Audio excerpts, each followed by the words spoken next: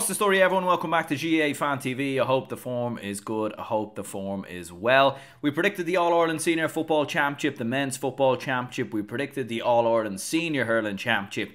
Now it is time to predict the 2023 All-Ireland Ladies Football Championship. And I believe it's the first time I've done a prediction of the All-Ireland Ladies Football Championship. So a bit new, obviously, on this channel. I suppose I don't get to cover as much ladies football as I would like, sadly, just because of the fact that you're covering men's football, hurling. You just have so much to cover all the time, and you know, most people on the channel will realise I probably haven't even covered as much hurling as I would have wanted to so far this year, because of the fact that there is so much going on across both codes. But we're here today to predict the All-Ireland Senior Ladies Football Championship, and in fairness, this championship wide open. It's going to be hugely exciting, and predicting who's going to win this, to be honest with you, another very, very hard prediction if I'm being honest. So we'll remind ourselves of the format of the Ladies Football Championship. So first of all, looking at the Provincial Football Championships. Now, the Provincial Football Championships are a little bit different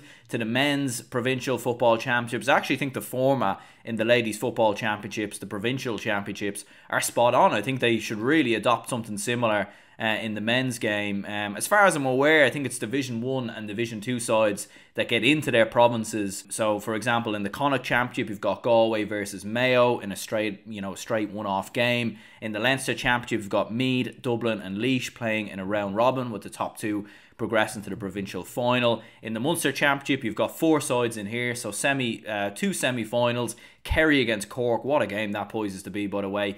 Waterford versus Tipperary. And then in the Ulster Championship, you've got, similar to the Leinster Championship, three teams: Armagh, Cavan and Donegal, with the top two progressing into the final. You then have a group stage, which I suppose is very similar to that of the men's championship as well. The only difference is you've got four groups with three teams as opposed to four sides. The top two progress, and the third place teams go into the relegation battle to be in the intermediate championship next year. You can see on screen there that the format of how it works. So Group A will have the Connacht champions, the Ulster finalists and the Leinster third place. Group B will have the Ulster champions, the Leinster finalists and the Munster third place.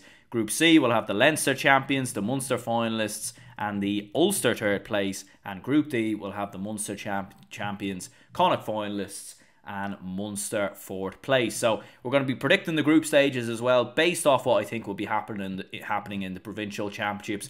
And then, similar to my prediction in the men's football championship and the All-Ireland hurling championship, we did a bit of a mock draw to see what we end up with, and the results are definitely pretty interesting. Now, as always, a bit of a disclaimer in these videos. This is my predictions, of course, but if you do disagree, let me know in the comments down below. Let me know why you disagree, what you think will end up happening, who do you think will win it as well. Be curious to know your thoughts. So I'll start by looking at the Leinster Championship, and as we were saying, we've got Dublin, Laois and Meath here. I think it would be fair to say that we would all expect Dublin and Meath to progress through and get to the Leinster final, but we'll run through all three sides and what type of threats they should pose going into this championship. So for Dublin, obviously managed by none other than Mick Bohan. He has been a mainstay for the Dublin ladies now for a number of years. Great to see him stay on for another season.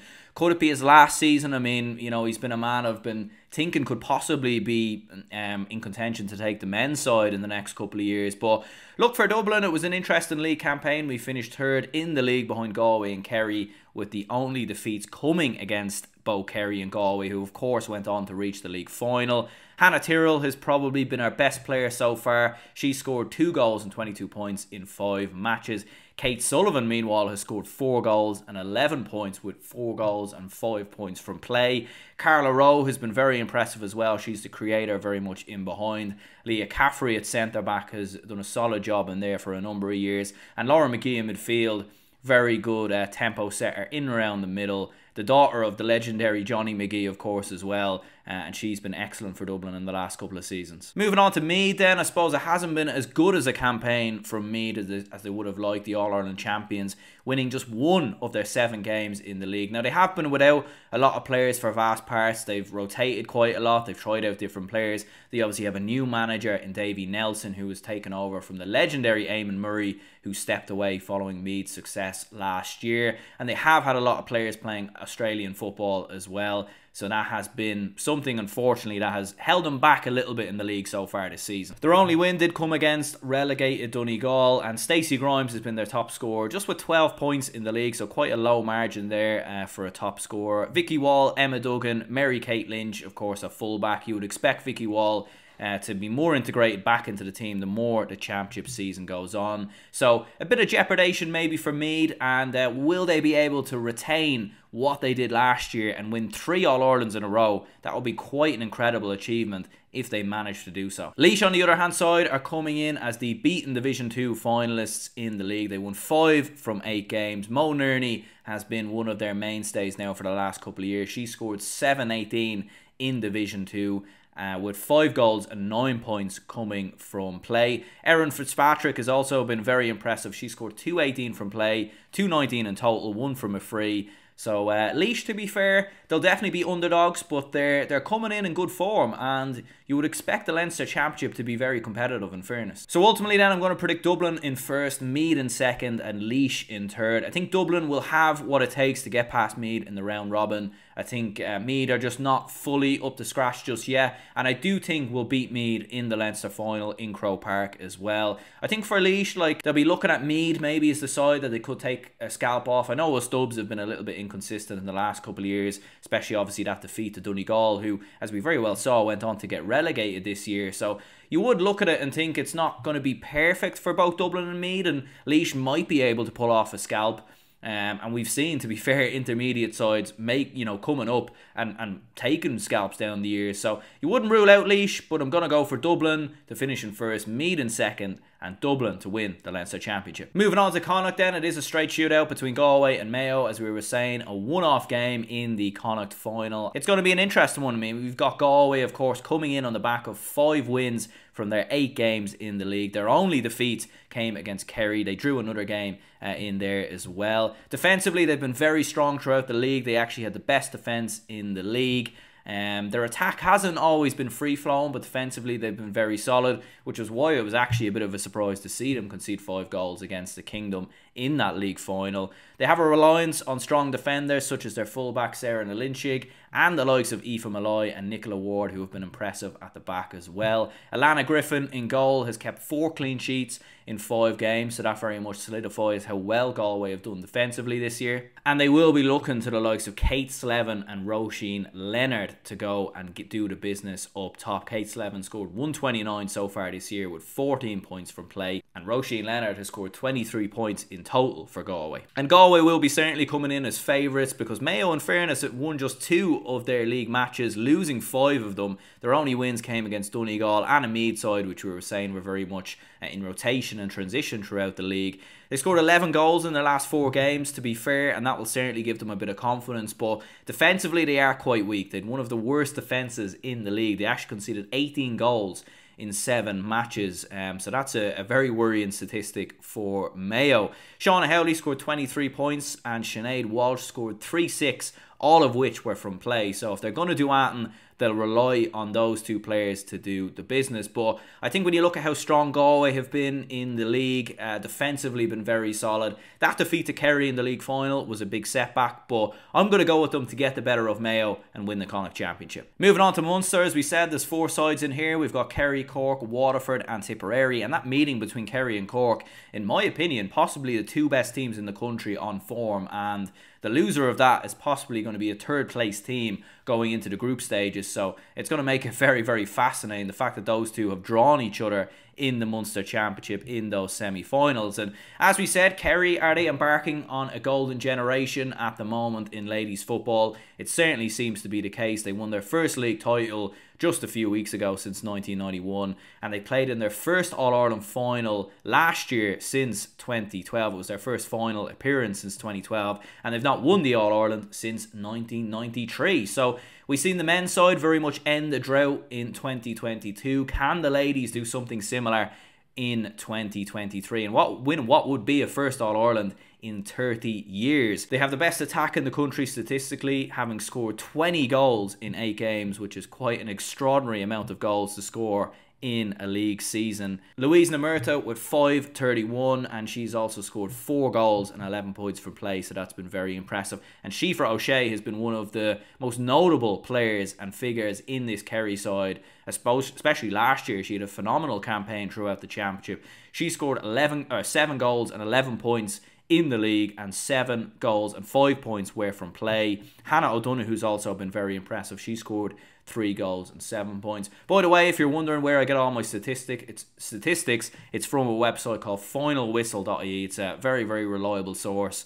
Has all the top scorers listed there. Not a promotion or anything like that, although if you're listening, lads, get on to me, I'm free. Nonetheless, it's very reliable, and I do go back and fact check a lot of this stuff, but I rely on those guys. I think they know what they're doing over there, in fairness. Moving on to Cork then, as we said, Kerry's attack is deadly, but Cork's attack is equally good. And actually, Kerry finished with the best defence in the league because they played an extra game and because of what they've done to Galway.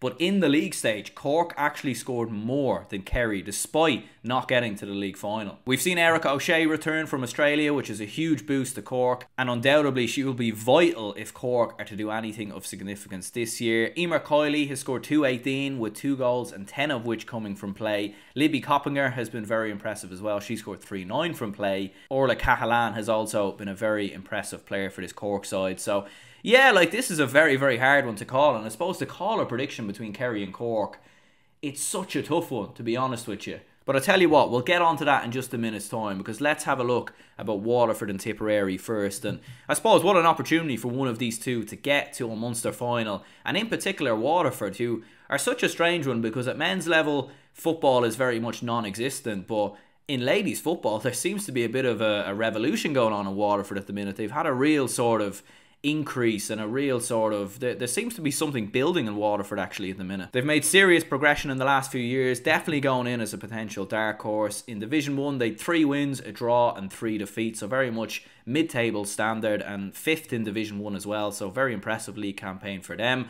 Laura McGregor has been the leader in attack. She scored 6 goals and 5 points. So Waterford going in very, very strong. Tipperary on the underhand side will certainly be underdogs.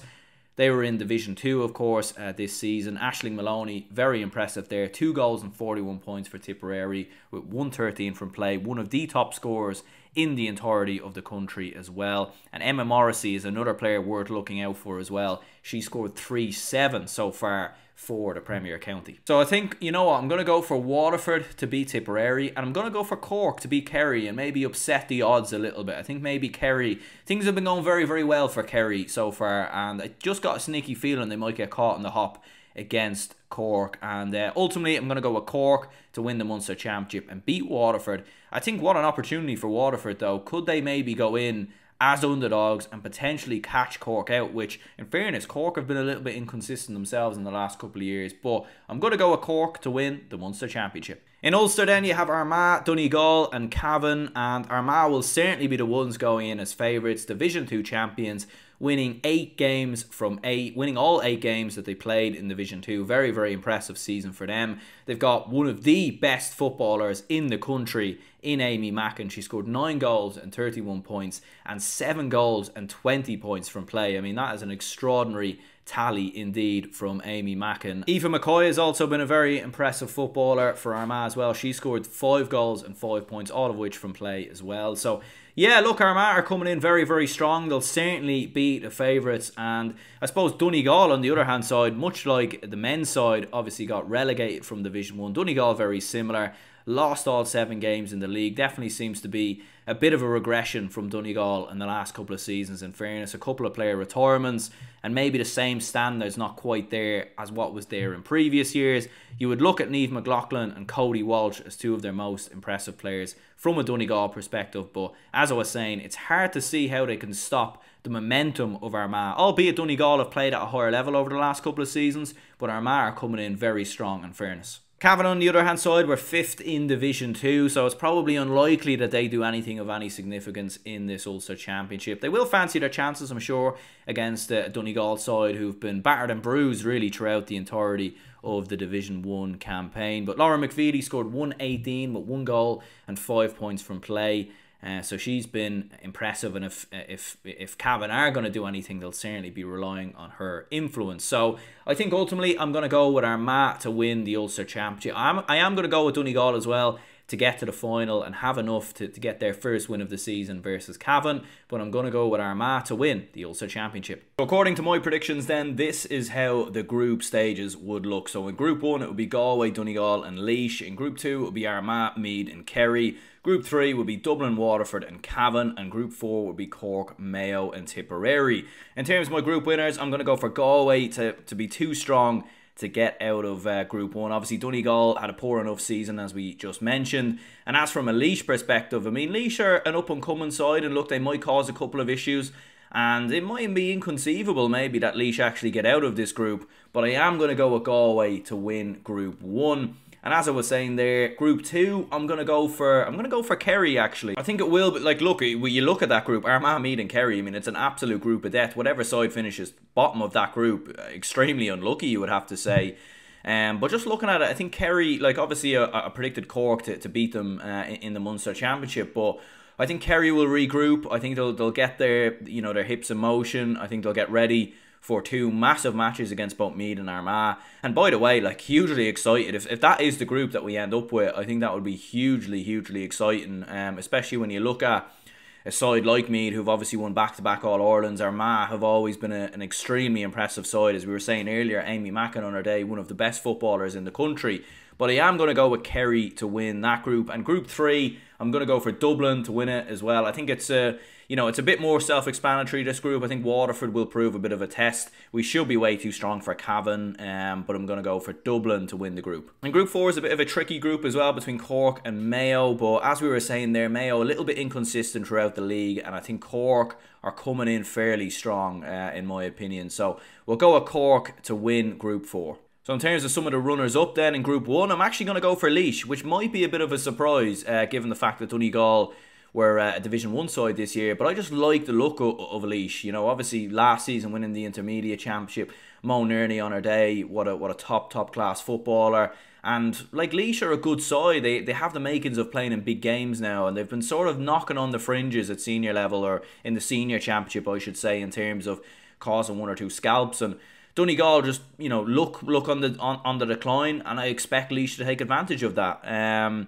Some other runners up, I'm going to go for Meath, Waterford, and Mayo as well. I think Meath, it's a bit harsh on Armagh. Like, I think they're in a very tough group, and you know, not expecting any Ulster sides to progress out of the group stages, which might be a bit of a surprise. But I just think Meath at this stage, you know, they'll have the likes of Vicky Wall, Emma Duggan, all these girls will be back in the side by then, and I think Meath will get back kicking. I think they'll get back kicking by then, and they'll have enough experience, quality and knack of coming through big matches to get over the line against Armagh. I think they might struggle against Kerry, but I think they will have enough. And in terms of Group 3, I've obviously gone for Mayo there to get out of that group, or Group 4 I should say. I've gone for Mayo to get out of that. I think Tipperary are obviously a Division 2 side, and same with Group 3. I think Waterford will be too strong there. I think they should have a bit more than Cavan in my opinion. So we did a bit of a mock draw, and this is what we came up with. So Galway versus Waterford, Kerry versus Mayo, Dublin versus Laois, and Cork versus Meath. Obviously the group winners playing the group runners up, which is how we've ended up with this draw, and just done it on a random website. So, and obviously this is just a mock draw for a bit of crack, a bit of fun. Do not take it too seriously. Galway versus Waterford, we'll go for Galway there. I think should be too strong in my opinion. As we said before, I think Galway coming in under the radar, one of the best defences in the country. That defeat against Kerry I think was a minor blip, and I think we will see them in the championship look stronger than ever. Kerry versus Mayo, what a classic, as Kerry and Mayo always is, but I think Kerry far too strong, Mayo too much inconsistency there. I think Kerry's attack will be far too deadly for Mayo's defence. I mean, how they deal with the likes of Sheaffer O'Shea and Louise Namerka is going to be very tough indeed. So we'll go for Kerry. And Dublin versus Laois. As we said, Laois have made a lot of progress in the last couple of seasons, but I am going to go for Dublin to get the victory. Cork versus Meath. I mean, that's an extremely fascinating one, because I've really liked the look of Cork this year. I really have. Obviously, Erica O'Shea now back in the side as well. And like with Meath, obviously new manager coming in and Davy Nelson, like, do they have what it takes to do 3 in a row? It's such a difficult thing to do, and in fairness, like last season, you know, or so far this season, like they haven't looked at it in the league, but I think their preparation has been mainly looking towards the championship. But I just think the likes of Emer Coyley or like Cahalan as well, like I don't see how. I think it's going to be tough for Meath. I think it's going to be tough, and I think Cork are gone seriously under the radar. I think they were one of the best sides in the league. They were a little bit unlucky not to make that league final. And as I said, like I think Cork are going to have a very good championship. I predicted them to win Munster, beating Kerry. I've predicted them to top the group. And I think they're going to continue along that trend. And I think they're going to knock out the All-Ireland champions in Meath. I just feel for Meath, you know, there are a few players obviously that have been playing Australian football. Bit of, you know, the squad seems a little bit more unsettled this time around, obviously with new management coming in. It's not to say that Meath can't achieve anything this year, and it's not to say that Meath won't go and achieve anything huge next year. But I just think this season, they're not quite at it in my opinion, and that's why I fancy Cork to take advantage. Semi-finals is Dublin versus Kerry and Cork versus Galway. Look, Dublin versus Kerry, you know, a massive game in more ways than one. It's always huge when Dublin play Kerry, no matter what the code, no matter what the level. And look, Kerry will probably be one of the favourites for the All-Ireland this year, and rightly so, obviously, given their performances in the league and how strong they've looked at different times. But I do believe that us Dubs are looking very strong coming into the championship this year. I think this is the best I've seen from us in the league in a couple of years. Same before, Hannah Tyrrell's looked absolutely fantastic. Kate Sullivan's been in brilliant form. And like I think it will be a highly entertaining game. Like you'd imagine it'd be high enough scoring, both sides going for each other's throw.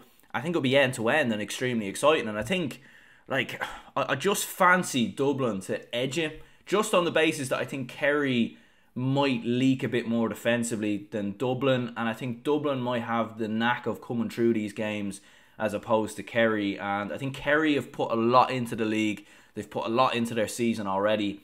And I just fancy Dublin to just catch them cold. Obviously, Mick Bohan, very experienced manager, knows the knack of getting through these games. And look, bit of a shock upset maybe, given the nature of how Kerry have performed so far this year. But I'm going to back my own county for this one. I think Dublin will edge it ever so slightly. I am worried with how we would deal with the likes of Sheaffer O'Shea and Louise Namirka, to be fair. But I'm gonna back Dublin ever so slightly. And Cork versus Galway then is the other semi-final we came up with. And yeah, I mean, look, like I'd imagine this game would probably be a lot more cagey than the other one. I think Galway have been a lot more defensive and a lot more solid defensively, and they've been very strong. But I think Cork's attack will be too deadly, and it'll be a tale of the best attack probably in the championship versus the best defence. But I'm going to say that Cork prevail. You know, I think Cork have been knocking on the door the last couple of years, a bit like Dublin. Like, they've been a little bit unlucky in big moments. You think back to that Meath game 2 years ago, they had that game wrapped up and conceded a flurry of late chances and goals, and Meath somehow dragged the game to extra time and ended up winning it, you know, in sort of fairy tale fashion. Like, I think Cork have been knocking on the door, and I think this is the year where they make the breakthrough and get to a final, and I fancy them to beat Galway. So Dublin versus Cork then in the All-Ireland final. I've had Cork on an upward trajectory for the whole season, or sort of a straightforward trajectory, obviously, in the championship, winning Munster, winning the group stages. I think they'll probably have most likely won every game up until this point, whereas Dublin's season might be a bit more inconsistent. Do you know what? I'm going to back Dublin to win it, mainly just for the reason that, you know what, Let's throw a bit of bias in one of my predictions for once. I always tend to back against Dublin, to be fair. So we'll back Dublin, and I did say Dublin at the start of the year. To be honest with you, like in terms of the game itself, like it's very hard to call it right now because there's a lot of unknowns, and we'll obviously know a lot more when if this is the final that actually comes around. But like, there's a lot of interesting permutations. Like, how would Cork deal with the influence of Carla Rowan behind Dublin's attack? How would we stop the likes of Libby Coppinger and Erica O'Shea? And obviously Dublin and Cork, two sides very, very familiar with each other down the years. Two sides that know each other inside and out. You'd imagine it would be a cagey enough game. Possibly go down to the wire, extra time, possibly even more. But I'm going to back Dublin by the smallest of margins. As I said before, I think this might be Mick Bohan's last year in charge of the Dublin ladies. And I think for that reason, there's going to be a serious push towards winning the All-Ireland. And like, Dublin for me in the last couple of years have been as good as Meath, but we've just let ourselves down in big moments. I think in moments we've let ourselves down, but I think in terms of quality and I think in terms of player for player, we're more than capable of going and winning this All-Ireland. So do you know what? I'm going to back Dublin to win the All-Ireland, and yeah, there's my prediction. In terms of player of the competition or player of the championship, I suppose a bit of a tricky one. I think it will be between Louise Namurka. I think Carla Rowe will certainly have a say. Shifa O'Shea will be in the conversation. I think you could definitely put Emer Coyley in that conversation as well. I'm going to go with Carla Rowe because I think if Dublin are to win the All-Ireland, I think she will have a huge, huge influence on this Dublin side. So I'm going to go with her for player of the season. And top scorer will go for Louise Namurka. But yeah, let me know. Let me know your thoughts, your opinions in the comments down below. So there are my predictions for the 2023 All-Ireland Ladies Football Championship. I know some of these games have already taken place, and you'll notice my appearance changed ever so slightly throughout this video. I've just been super busy, so haven't had time to completely finish this video until now. But there we go. There are my predictions. Let me know your thoughts, your opinions in the comments down below. Let me know, who do you think will win the All-Ireland Ladies Football Championship? And yeah, hopefully I'll get more time to cover the Ladies Championship this year as well. And yeah, looking forward to it. So cheers to anyone who watched the video. See you all soon.